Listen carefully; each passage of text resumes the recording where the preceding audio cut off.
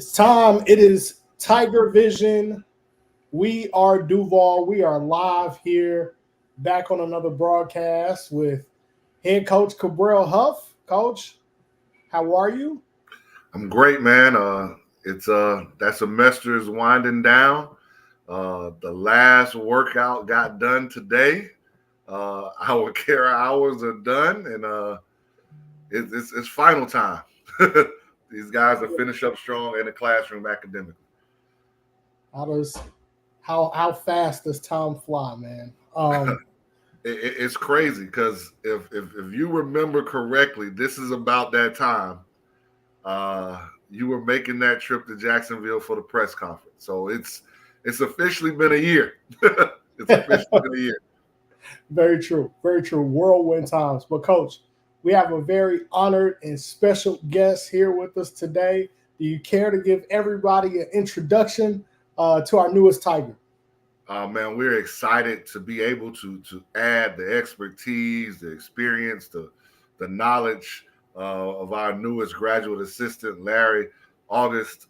He's just been a godsend, man. He's come in and hit the ground running and been working for us, and the guys have bought into him, and he's in everything we've asked for him and more. So we're just excited to have him. I know you're going to ask him all the tough, hard questions that you need to ask. Larry, I'm sorry, man. You thought that my interview was tough. You just gonna throw him into the lion's den right off, huh? Into the lion's den, right? It's all good. I'm ready. So, welcome to the program, Larry. It's a pleasure to meet you, my man. We're honored, happy to have you with the family. I've heard nothing but outstanding things. So happy to have you. Thank you. Thank you. You do have, as Health mentioned, you do have a active audience here on Tiger Vision that are anxious to understand. Oh, what we just added somebody to the staff. We want to know all about this. They want to know all the vitals. They want to know everything about yourself, man. So just tell us a little bit about yourself and how you got into coaching. Okay, yeah, I'll be brief. I'm a child of Haitian immigrants. They came over. My mom and dad came over here about 35 years ago. So if you know anything about a South Florida Caribbean family, education, well, God first, then education, right? So those have really been the two pillars. Well, God really my pillar in my life, Jesus Christ, my Lord and Savior. But I knew the way I was going to get out of my bracket, right? Because if you're a certain bracket, as far as where you live and socioeconomics, they want to call you at risk. So my mom knew the way me and my sister was going to make it was through education. So she was hard on us. And I knew that we didn't know how we was going to pay for it, but we knew we was going to college. So, thank God that, we live in the country, we get Pell Grant and loans. So through all that, I was able to go to Nova South. So I'm originally from South Florida, Fort Lauderdale. And I went to Coconut Creek. After I graduated, I played basketball and football. And after I graduated, I went to Nova. Always had dreams of playing basketball in college.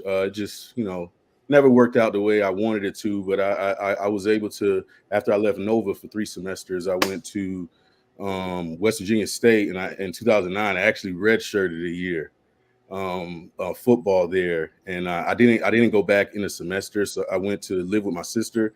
Wanted to get my AA, and I ended up getting that in 2011. And then I moved up Jacksonville, Duval, in 2011 as well, because I met my wife at my church camp, Salvation Army. So I knew I was coming up here. So I've been here ever since.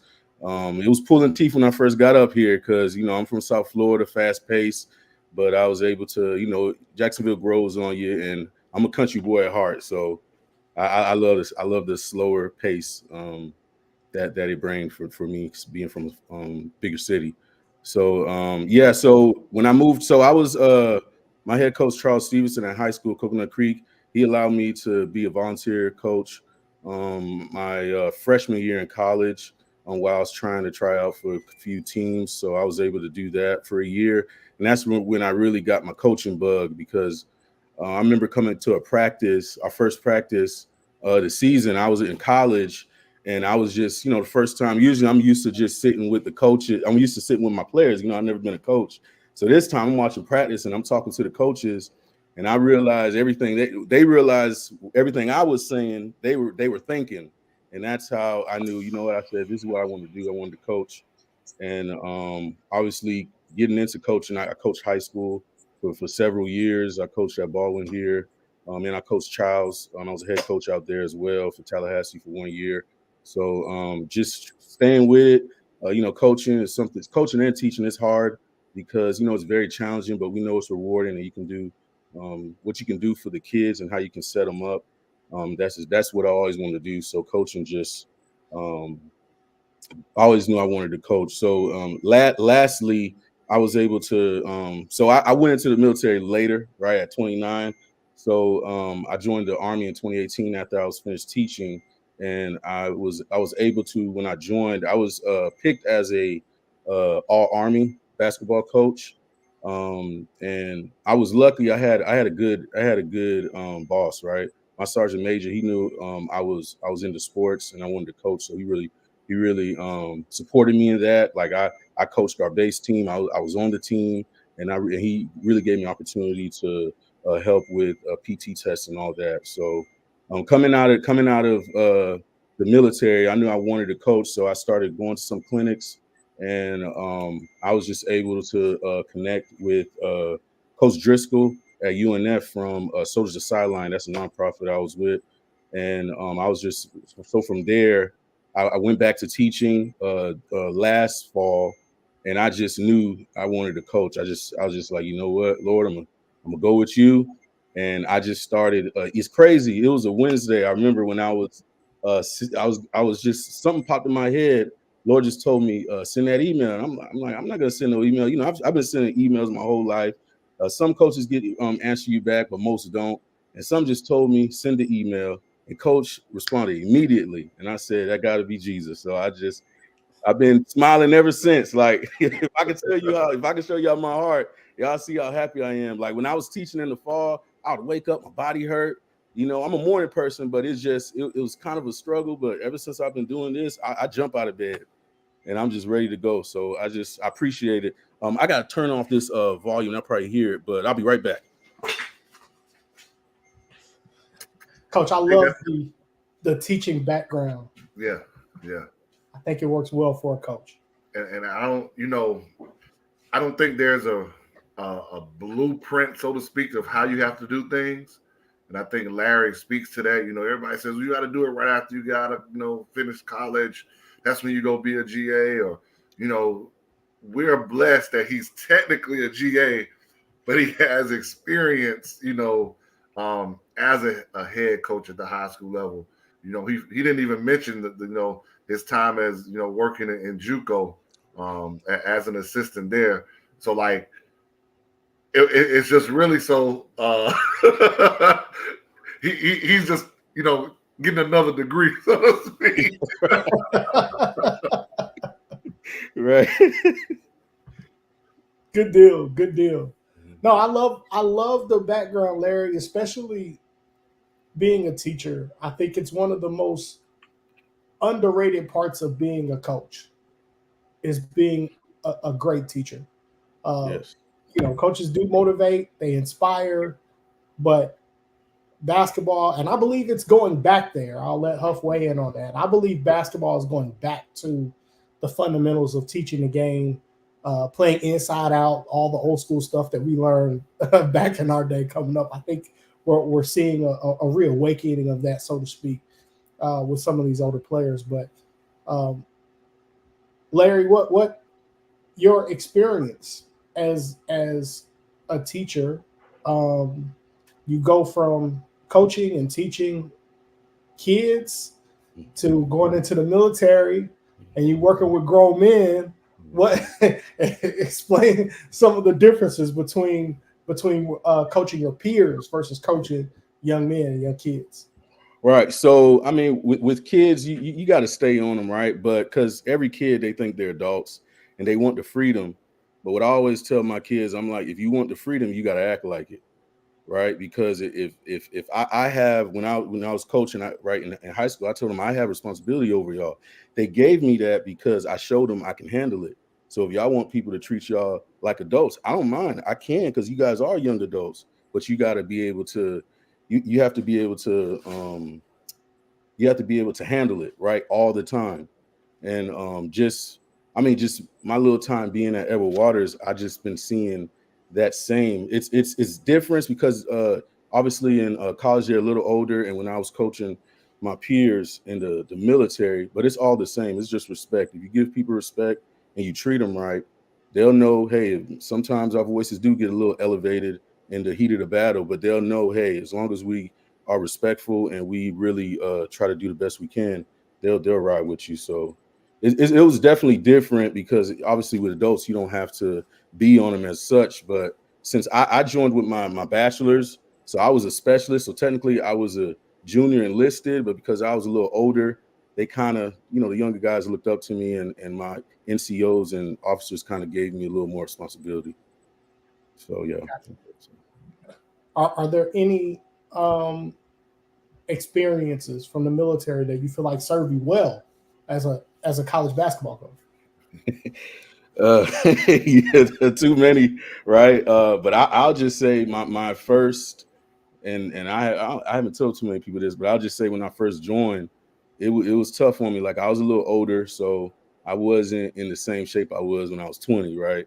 And I'm around all these 18, 19, 20-year-olds, and they're zooming past me. And my drill sergeant, I remember my drill sergeant, the first time we ran a mile. We do 2 miles for our PT test, but we ran a mile just for a baseline, and I didn't make it. And she ripped me to pieces. I'm talking about nose to nose, her brim hat on my face, and I'm talking about I never been challenged like that. And I'm like, man, and the only thing I could think of when I got back to the bay, I'm sitting in the bathroom. I'm like, man, I'm a grown man with kids, and these people talking to me like this. I'm like, man. So, but you know what? I never been challenged like that, and I think it was because of my position where I was. I was an adult at the time, so I had to really humble myself. I said, if I'm gonna make this through, I thought about like, yo, this ain't for me. I'm grown. I'm not dealing with this. But you know what? I had to recalibrate. I'm like, Lord, you brought me this far, right? And I was super. And see, that's the thing. I can tell our kids, like, I was super excited to leave. Man, I couldn't get on that plane quick enough. But when I got dealt with the real reality of the work, I second guessed myself. You know what I mean? Because physically, I didn't know. But God put me through, even through injuries. I sprained my ankle several times. I popped my shoulder out, but God still kept me, and I made it through. So I would say it was that story, like being challenged like that at an older age. It showed me that if you can fight through anything, but it's all this. It was nothing physical. It was really just mental. And I had to put myself in that place. And once I did that, it was sky's the limit. Fantastic story. I'm going to tell y'all something funny. I was with one of my battle buddies in Fort Belvoir, because I was actually stationed in a Navy base, because the Navy and Marines don't have food inspectors. So we was their food inspector. And I remember coming out of AIT, because with the basic then AIT, when I got to my station, I went to Fort Belvoir. I was playing basketball with my buddy Watson, and that's the last time I ever dunked. And, I'm only 5'9". I'm a little husky because I played football, but that's the last time I ever dunked. And I won't do it again. I won't do it again. I was about 30 pounds lighter then, so yeah. Funny. Good stuff.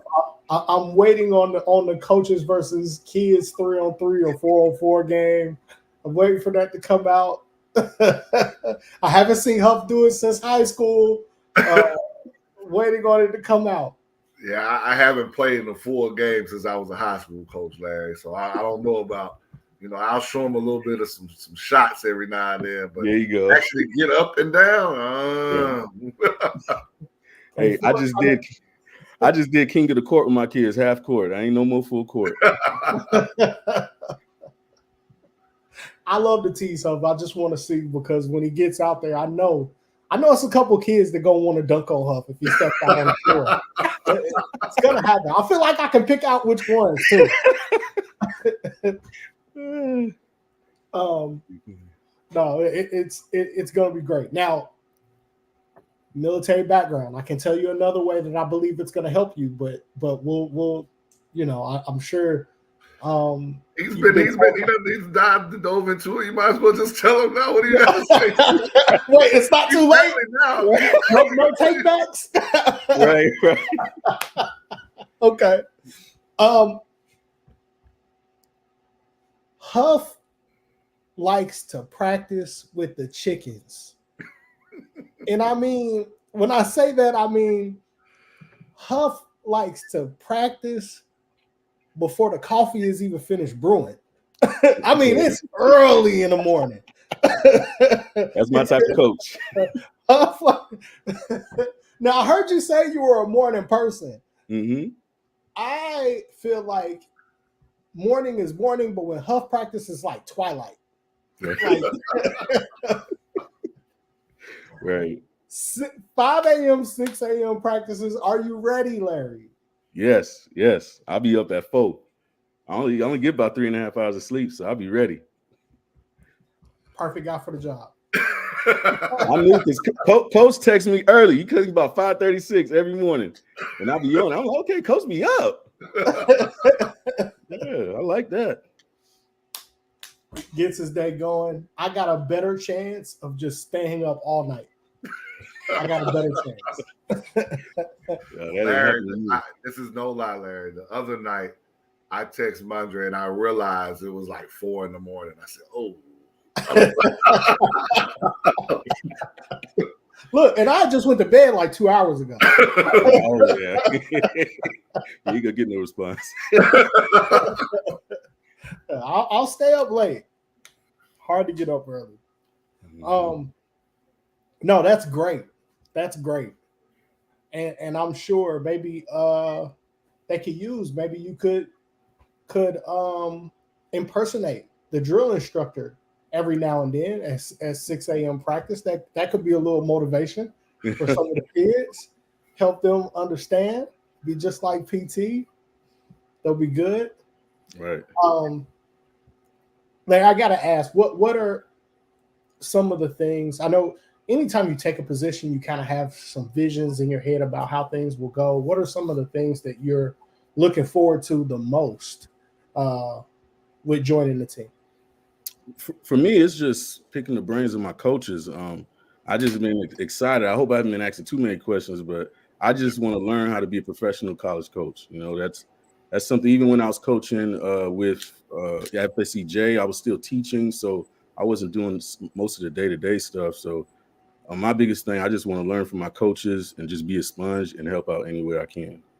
It's my loyalty to them and to our school. So that's what I'm trying to do. Good stuff. Do you consider yourself more of an offensive mind or a defensive mind?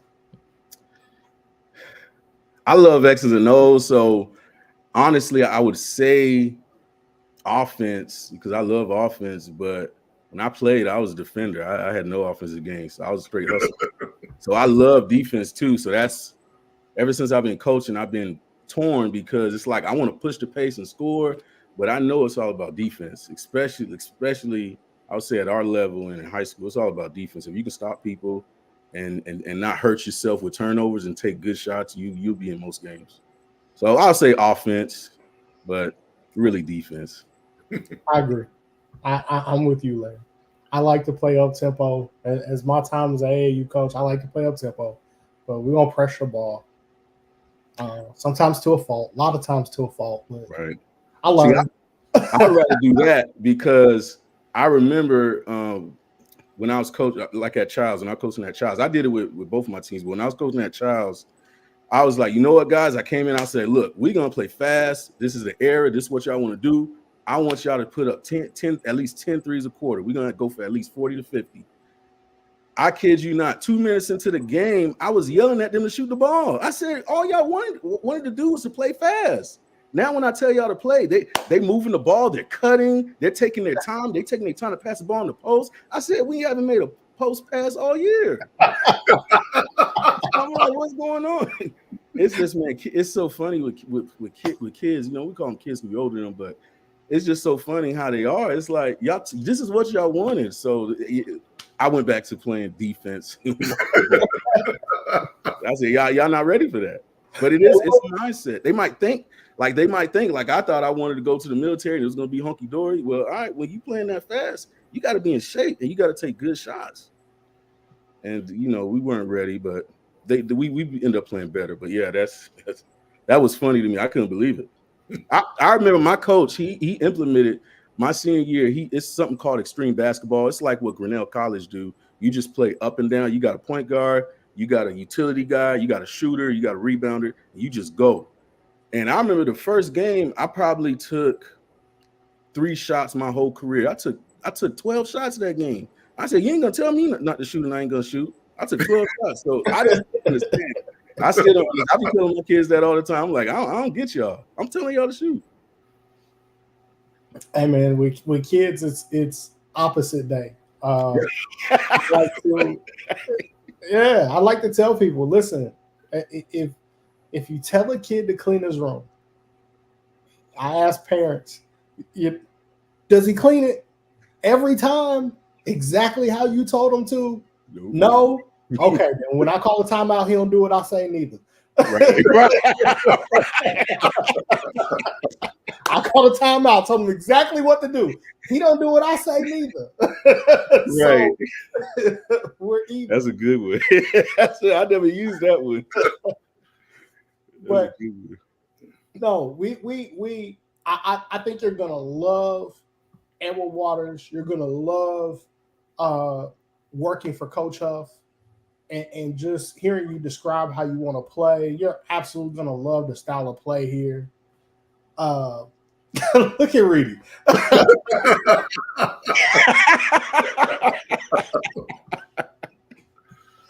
Reedy, it's AU. We only get 2 timeouts a half. Reedy's killing me already.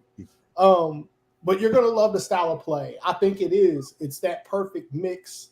I've always called it controlled chaos.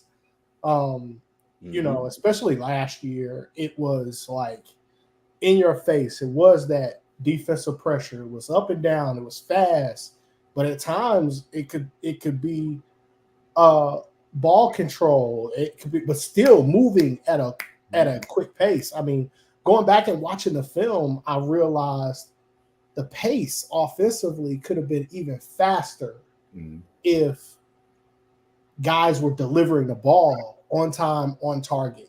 Sometimes there were shots there, and either the ball was late or the ball was low and not in the shot pocket.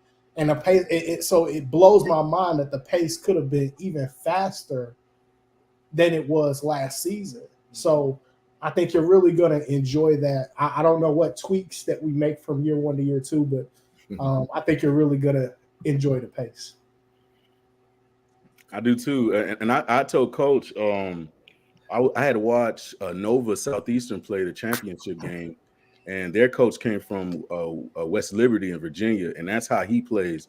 And I was looking at how we were playing and how they were playing. I'm like, Coach, they play just like us. They press mostly all the time. They put up a lot of threes, and they play fast up and down. And I was like, wow, we play the same exact way. So I think the way we play is going to be tough for anybody. A lot of schools moving to that style as well. We've got some actions that we are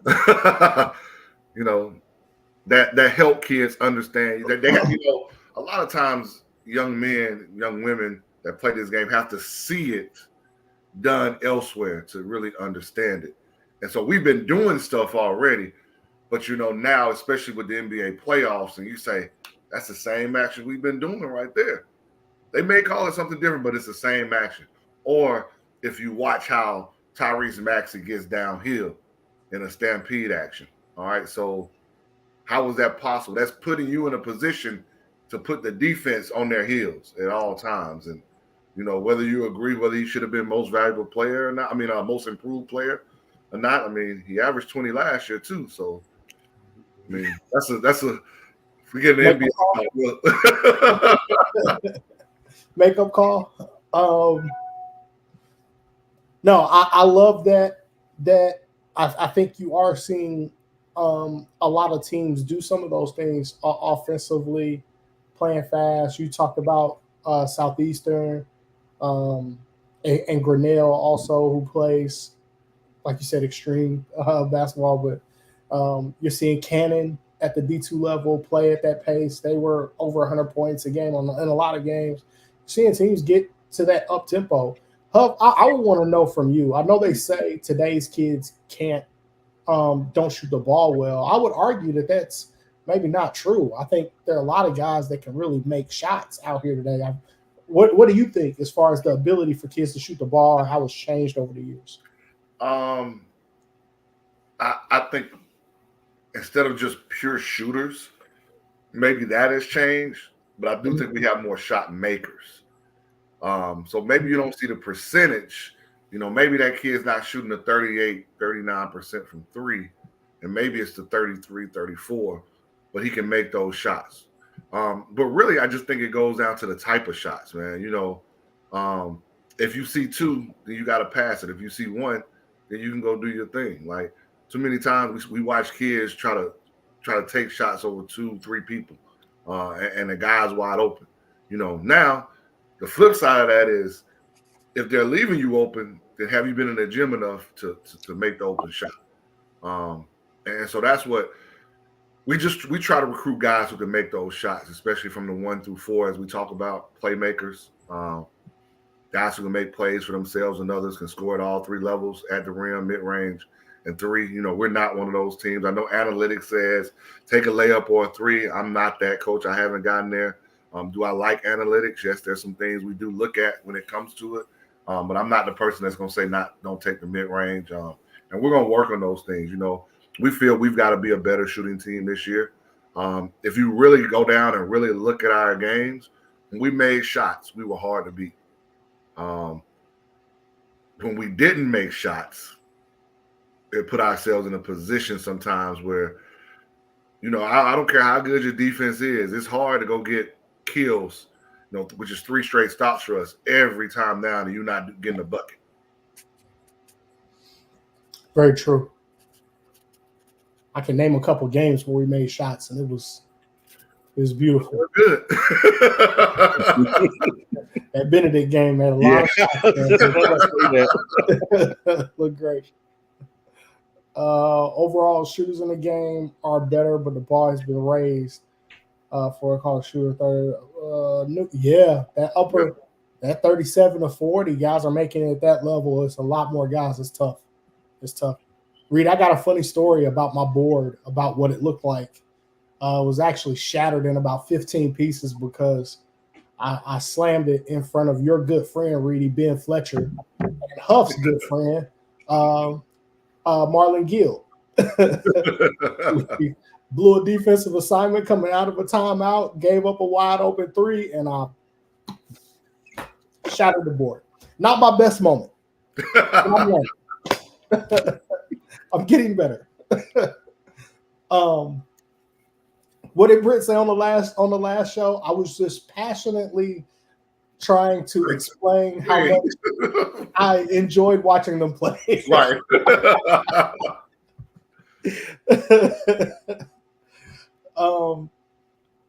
So you'll get this. I think, Larry, you fit right in with this group, and perfectly, I feel like, in the middle of the assistants. I think you got a perfectly well-rounded group of assistants. The kids are gonna get, a little bit of everything. It's like having an extra parent. Yeah. And I think it's purposeful. When Larry, sent the email and I told him to come on campus, I didn't just have him sit down with me. I had him sit down with all of us, right? Because those guys on our team are only as good as all of us as a unit, as a staff. And we spent so much time together. And we work so hard that we've got to be cohesive. And it doesn't mean we're going to always agree. But we got to always be on the same mindset of how we're going to get these guys better, how we're going to get this team better, and what that looks like. And Larry has been, in his brief time, he's been in that recruiting meeting where we're going back and forth, and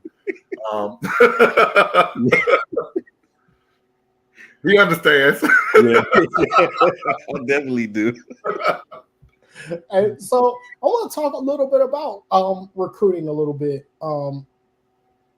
right now, Coach, and you know, in the recruiting crazed world that we're seeing today, uh, we've been seeing and hearing a lot of noise from a lot of places, right? Depending on where you get your recruiting news from. But you guys have been working relatively in silence, as Reedy says. Shh. You guys, I noticed, have been doing your work very carefully and quietly. I think people would have to be paying very, very close attention to have any idea about what's going on with the program. Um, Week to week, I've been asking you for red, yellow, green report. That is our executive status summary about how we're doing in recruiting, but I won't go there just yet. But we're still yellow. We're still yellow, but it's like that Atlanta traffic. You know how you inch up a little bit. We've moved from right around the Georgia State Stadium to the Grady Curve. Got you. Still, executive summary still yellow, but making improvements. Right. Understood. What I want to talk about as we're getting closer to the live period, and we typically say a lot of do's and don'ts for kids, but I'd like to change it up a little bit. Huff, I would like for you to give some advice to parents of players that now have a couple of weeks to prepare to play in front of coaches. What would you say to a parent of a player to possibly make the best of this? What are we, 3 weeks away, 4 weeks away? Yeah. Maybe 3, I think, weeks away from that live period. And also, would you have any advice for a parent sitting in the stands trying to handle the anxiety of watching their child play in front of coaches during live period? I will start there. I think as a parent, you've got to realize times have changed. And because times have changed, understand that offer that sometimes used to come out in this early live period going until, June, July may not come right now. It may not come until June, July. But understand now more so than ever, parents, if a school at whatever level offers you, and it's truly an offer, which means you can take it. There are two different kinds. You can get offered and you try to accept it, and they say, oh. But if I hope they're paying attention. I hope they're listening. But if it's truly an offer, I think you have to consider how long you want to play the waiting game. I think the time for accumulating 10, 20, sometimes 30 offers, if you are not a top 100 kid, that's over, unfortunately, right? As a parent, you need to watch and see who's at your game, who's at your son or daughter's game, what school. Don't get fooled by somebody who's calling your son or your AAU coach, and you haven't seen them. Like those are some red flags. Like, they're not saying that you can't watch, a live period, live stream, but you got to know who's really recruiting your young man, your daughter. And parents, Bobby Hurley and Don Staley said it best. This new age that we're in college basketball, whether you like it or not, with the portal and everything, we as coaches just don't have time to coach you as a parent and you, your son or your daughter. Like, we can't have you calling us, asking every time He went from playing 20 minutes. This night he only played 12. Coach, what's going on? We that's not what we do, right? And we're paying attention if you're in the stands, and every time it's somebody else's fault, or you're cussing somebody out at every moment. Because whether or not that player stays in our program for 4 years now, because let's be honest, that may not happen anymore for a lot of people. But for whatever the time he's there, he or she is there, could be 6 to 8 months, could still be 4 years. There's a culture and there's a standard that has to be held up. And we're watching every bit of whether that young man, whether that young lady can uphold the standards of what we're looking for. Well said. Well said. Mic drop. I will just add as well, from a parent who has made a lot of mistakes. Any mom, dad listening, especially during live period, when your kid gets in the car, just go take them to get something to eat. Do not talk. Whatever happened in the gym stays in the gym, good or bad. Change the subject. Go get something to eat, and let it be what it was. Because trust me, they know, and their coach is going to handle it. And that's very hard. But if you can't trust that the coach is going to handle it at that level, at the high school level, then when you get to college, like Coach Huff was just saying, it's going to hit you like a ton of bricks that you can't make that phone call, or that you shouldn't try to make that phone call when your kid practice the things that Coach Huff just told you. Practice it that weekend. Of let the coaches do their job. Trust your kid to do his job. If anything, just tell them you'll figure it out. I believe in you. You'll figure it out, and they will. Kids are really resilient. Yep. I agree. And be open. Be open, parents, to whatever level is recruiting your son or daughter. Because if we've learned anything, and we've said this before, Dre, in a month you never know where somebody could be. And I think the number today I saw was somewhere between 62 to 65 D2 guys who made the jump to D1. So I'm not even including the NAI and D3 guys who made the jump. And a lot of that comes from, okay, did the head coach make the jump? Did one of those assistants who saw you at that level knew you could play at a higher level? Like, was one of the Division I coaches recruiting you earlier and saw how you really worked this year or 2 years, or wherever you were? So I think that's really important. Very true. Reedy in here dropping gems in the in the chat as well. And he's right. Like I think we've got to say that a phone call, and this is for parents and players. Just because we make a phone call to you doesn't mean we're recruiting you. We are gathering intel on you. Just because we made contact doesn't mean we've offered you. Just because we called your AAU coach or your high school coach doesn't mean, or your JUCO, whoever, doesn't mean that we're recruiting you. It's very I'm still a believer that if you haven't talked to the head coach,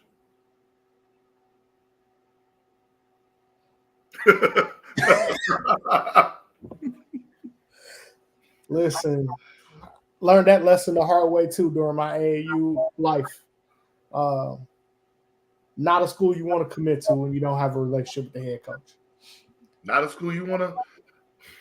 I shouldn't say, because a lot of times the assistants are the backbone of who's coming down to work out, or who's maybe coming on the unofficial. But I guarantee you ain't coming on the official without talking to that head coach now. Words to live by. Words to live by. Coach, it reminds me, and I wasn't even intending to go here, but we were having a conversation in our group chat, and you dropped a staggering statistic when it comes to recruiting. When I asked you, of all high school players that end up becoming college players, how many are really recruited, right? Like, and what we were talking about was how many are getting multiple phone calls from a coach trying to build some sort of rapport and relationship with the kid versus how many players are getting a phone call with a offer to the university, and then that's kind of it. And you talked about what you thought that percentage was, and then how you guys were really different in terms of that. And I would love for people to hear that, because I think I think it's a staggering number, but people really need to wrap their arms around the fact of what recruitment looks like, how many kids really get recruited, and then what makes you guys so special at Edward Waters. And so I will just say, for everybody's different. Every program, every staff is different. Every head coach is different. But we spend a lot of time in our staff of building relationships. And again, I don't care if that relationship only lasts 6 to 8 months, for whatever reason. But we spend a lot of time building relationships. So there won't be you get a phone call from myself or one of the assistants, and you get an offer, and there's no communication after that. You don't, it's nothing. That won't happen.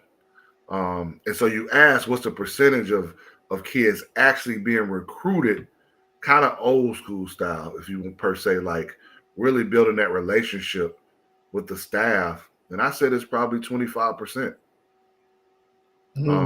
I don't think. I think, unfortunately, because of what's going on, it's become a lot more transactional than transformational. And for us, we still want to keep it transformational. And again, whether that's 6 to 8 months or that's 4 years. And so, like, you're going to hear from each one of us, like, because each one of us are going to have to coach you, right? Not just your position coach, not just the guy who's recruiting you, not just the head coach. Like, you're going to hear from all of us, right? And how we present it to you may sound different,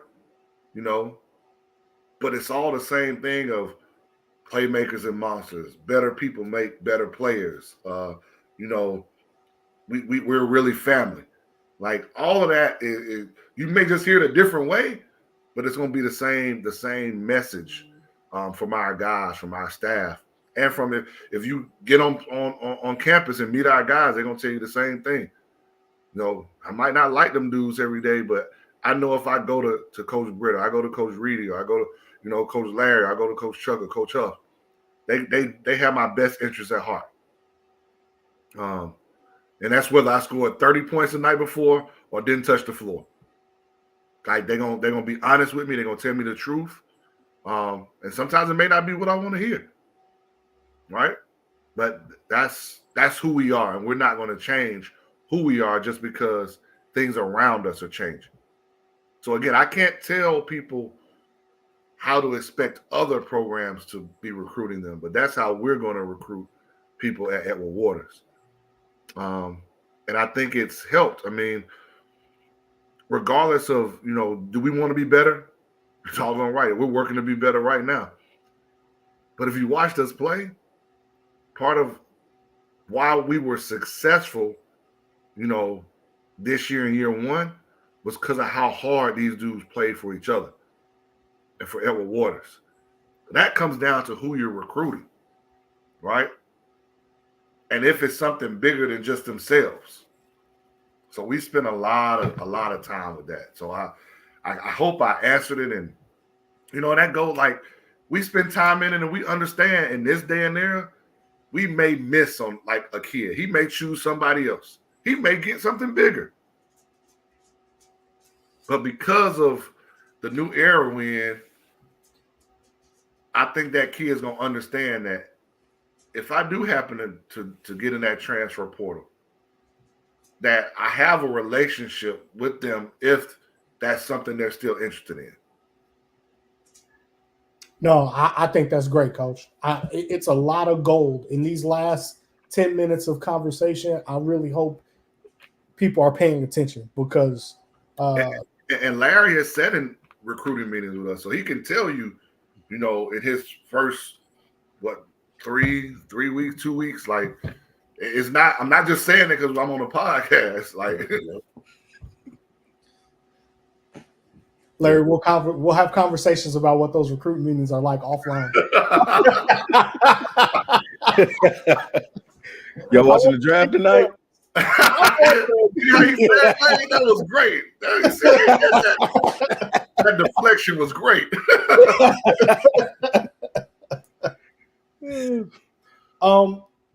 So, Coach, I do want to talk about one thing.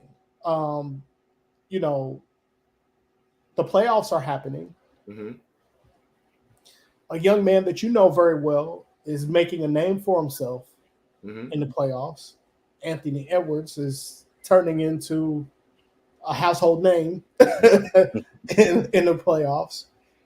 But I want to talk about something. It is when I think about the NBA playoffs, I think about the contrast between college basketball and the professional league. Their season gets determined by best of 7. Used to be best of 5, then best of 7. I remember best of 3 and then best of 5 and then best of 7. But either way, your season oftentimes comes down to a single game that you may have 24 hours to prepare for, maybe less sometimes. What is that like? Bring people kind of behind the curtain of how in the world do you walk into a tournament setting of 12 teams or 16 teams, whatever it is in the SIAC tournament, and have to have your team prepared with a game plan to say, okay, we have to beat this team in round 1.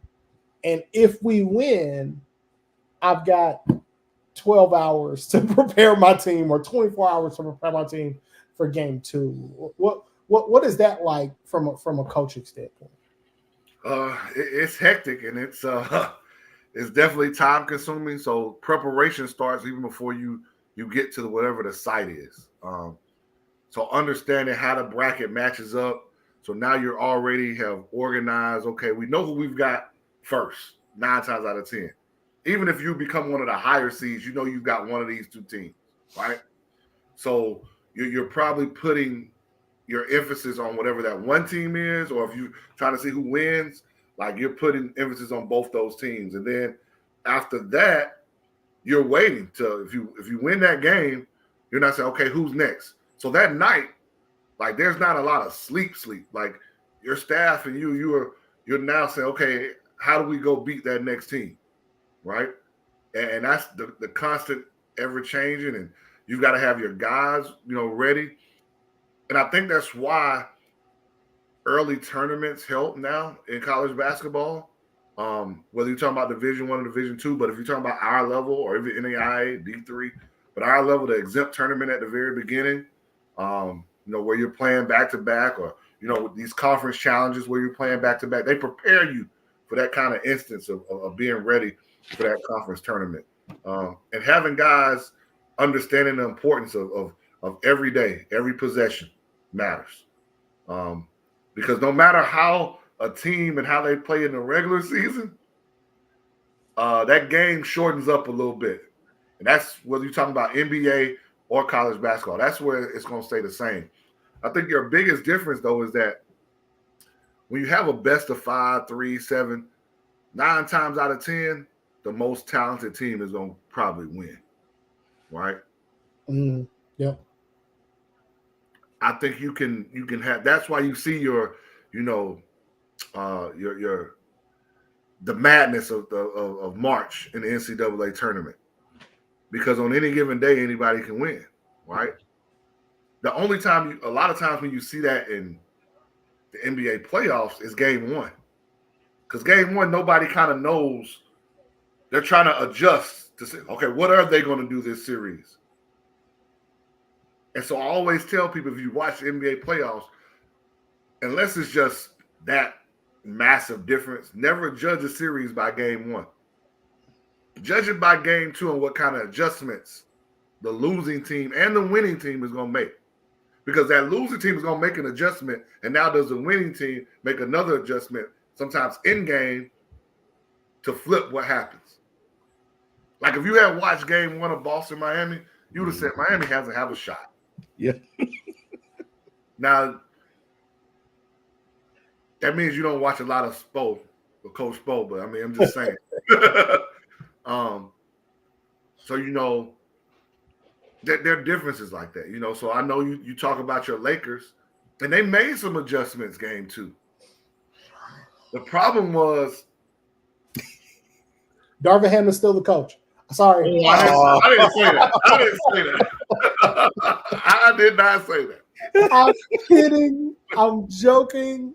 Unless I'm not.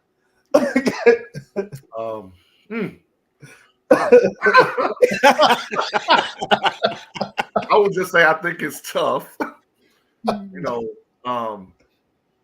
when it seems like you had done exactly what you were supposed to do and you give up a 20-point lead. I agree. You know, it's going to be interesting. You saw Indiana make adjustments to Milwaukee. You know, I don't know the adjustments that Phoenix is going to be able to make. I mean, for me, I don't think that was I think it was a poorly constructed team. Individually, there's some great guys. But I'm still a believer that you have to have someone like a point. There are two things that I wish Coach Britt was on here. Sometimes, you know, there's a point guard and then there are points guards. Know the difference? Right? And just because you dribble the ball up the court doesn't make you a point guard either. Oh, Bradley Beal can bring it up the court right now. Oh, Devin Booker can bring it up the court right now. Oh, KD can bring it up the court right now. Doesn't mean when you really need to execute, it's going to get done. Like as much as we talk about LeBron when he won championships, he was a de facto point guard. In the words of Stephen A. Smith, they still had Mario Chalmers. They did. We did. who intentionally he knew how to upset the apple cart when needed.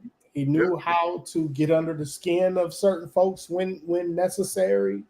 You got to give him credit for understanding how to make his team go, and he certainly did know how to do that and hit big shots along the way as well. Yep. Wasn't scared of LeBron either. No. Was not. Who, if I'm really being honest, is part of the problem in LA. But man, all opinions voiced on this show. It's tough for me to admit that. That's coming from Mondre. It is. And I'm the biggest LeBron fan there is probably. And it's really tough for me to admit that. He has a part to play.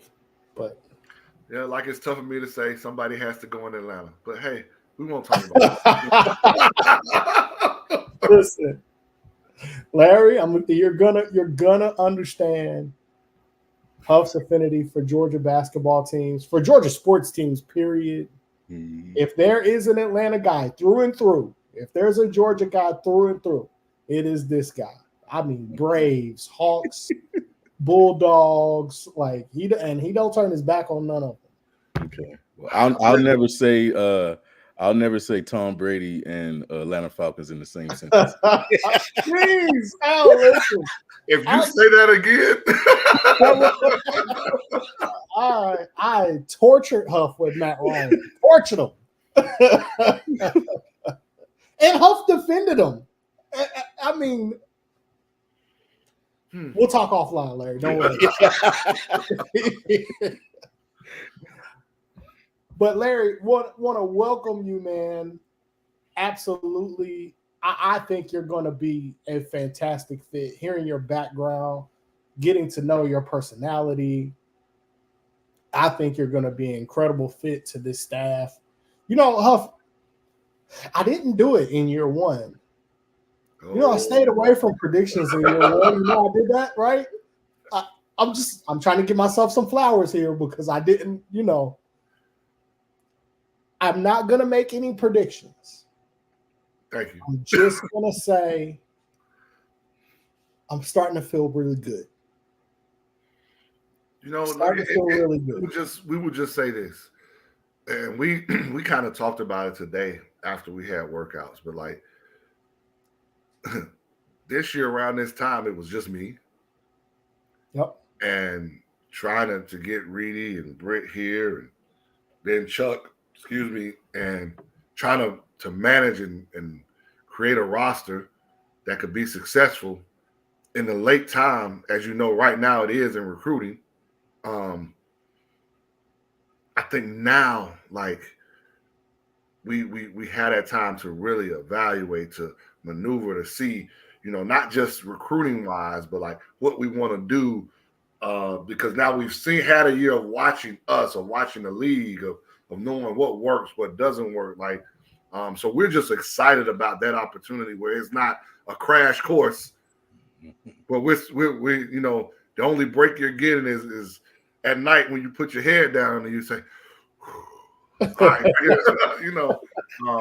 So we're really excited about that, man. And you know, before we get off, you know, again, Larry's been on board 3 weeks, and I'm surprised, Larry. He hasn't got you. He didn't say, what have you learned from the staff in these 3 weeks?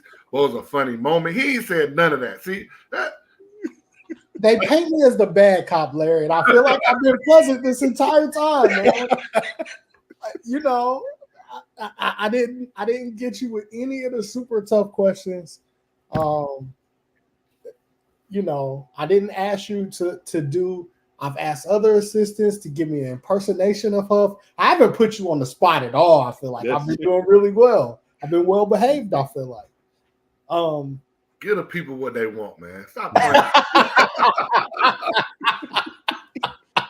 At least one. I mean, at least one. Like, gosh. We will.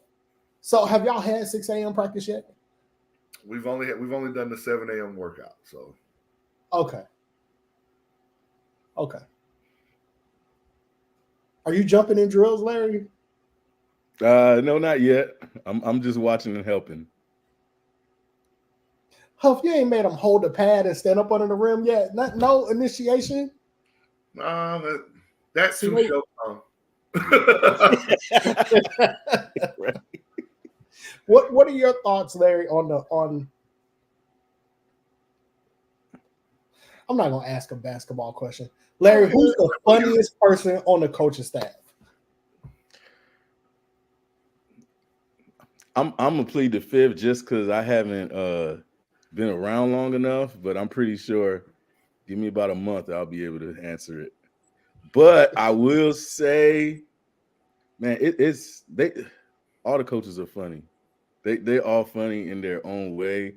But I will say, if I had to pick one, right, I'll say Coach Reedy is probably in the lead, but it's not by a lot.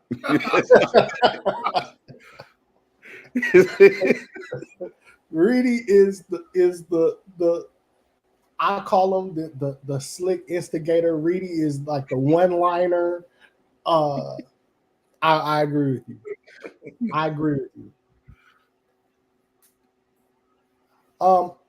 We got Huff. Are we onboarding sponsors? Like, I got some footage. Yes, we are.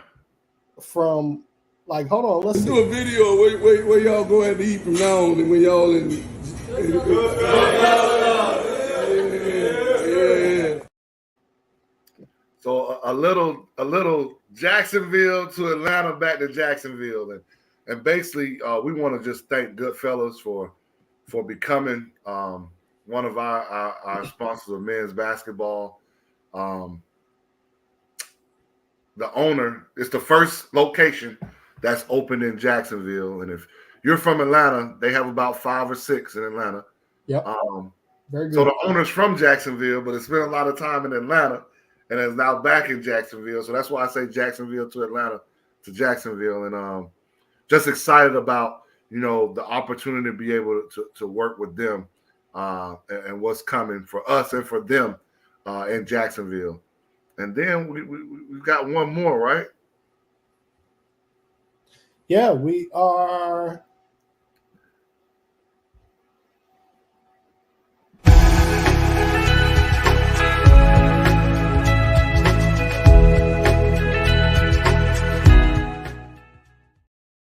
Hey, that's nice. Yeah, that's nice. We're excited about First Coast Community Development, what they're doing in the community, period, about making sure, our young people are getting tested, for STDs and all those things, just getting tested, period, taking care of their health. So them being able to sponsor us and understanding the importance of our young people doing the right thing and staying healthy when it comes to it. So excited about those two people to that they see our vision, because our vision isn't just winning basketball games.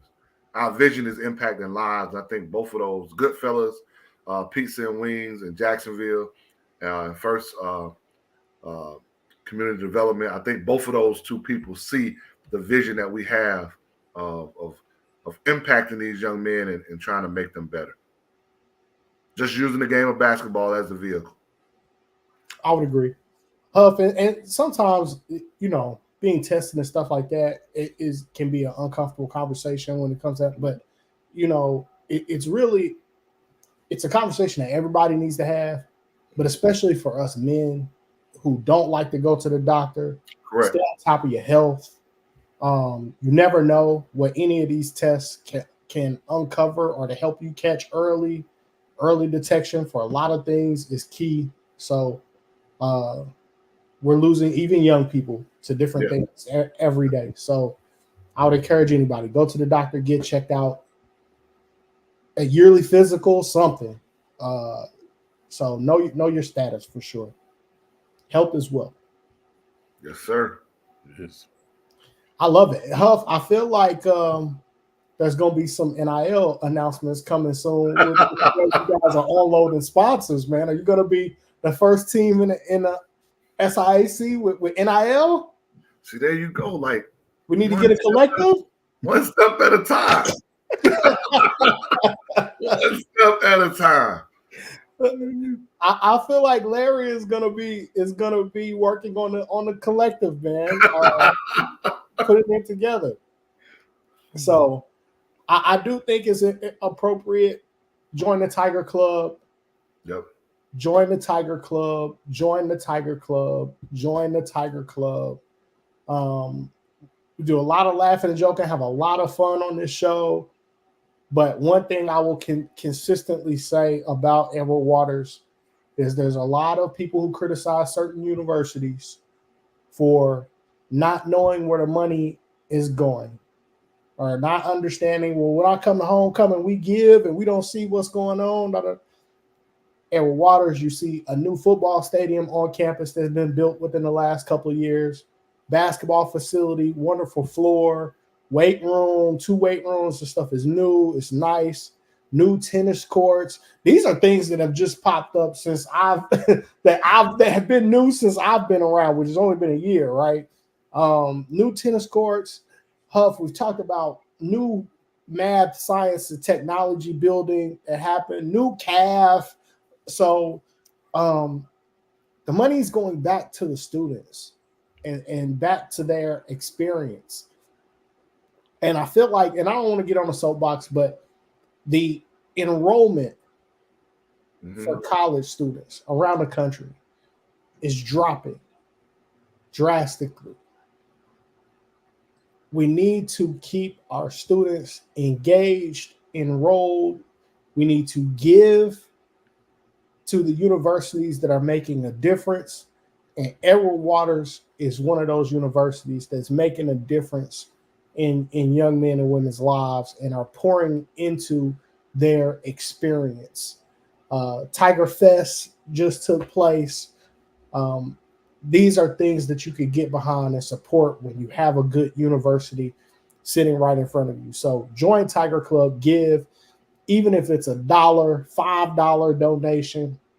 It's $5 more than we had yesterday in Tiger Club. So be sure to make your donation in Tiger Club. You can go to any of the social medias for Edward Waters. You can find Tiger Club. You can reach out. I'm sure that is a email that will be answered very quickly. If you email Huff about Tiger Club, you'll get the link.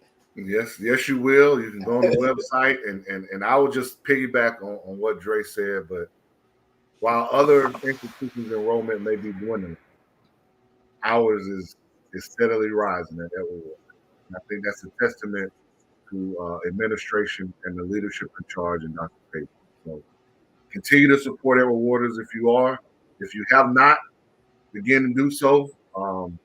Academically and athletically, we can both use whatever your contribution is. I wouldn't be me if we didn't end on a note like this. Larry, I'm going to put you on the spot. Who asked the toughest questions in the interview? That was Coach Huff. Yeah, that was easy. They can be rapid fire sometimes. Yeah. And all of them are purposeful. You got to write them back. Answers. You got to write the questions down, kind of repeat it to yourself, make sure you got it. Mm-hmm. Yeah.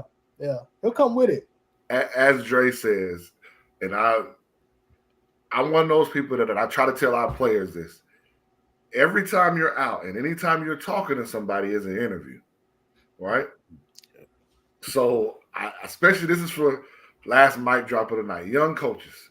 As we get to you ask me about what parents, you ask me about players, young coaches, when you're sitting in that live period, and there happens to be a coach and he's asking questions, and maybe that question, it could be about a player, maybe it's not about a player. Maybe it's about a player you know you recruited. If he's asking you questions, you never know why he's asking you that question. I will just leave it there. Don't fumble the bag. Right. Don't fumble the bag. Well, guys, it's been fantastic. This show has been great. Larry, it was great meeting you, great getting to know you. Can't wait to see you out there. And it's okay, Larry. I just want you to know every now and then, if you want to jump off the bench and just get in a defensive stance, like in the middle of the game, I encourage it. Okay. I encourage it, man. Oh. They'll mimic the behavior that you show.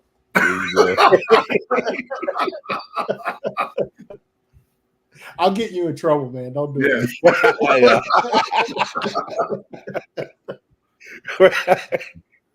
But no, it's been great meeting you, man. Appreciate you for joining. Can't wait to see you out there. And of course, anything that I can do, I'm always here. So, okay, I appreciate you. Mm-hmm.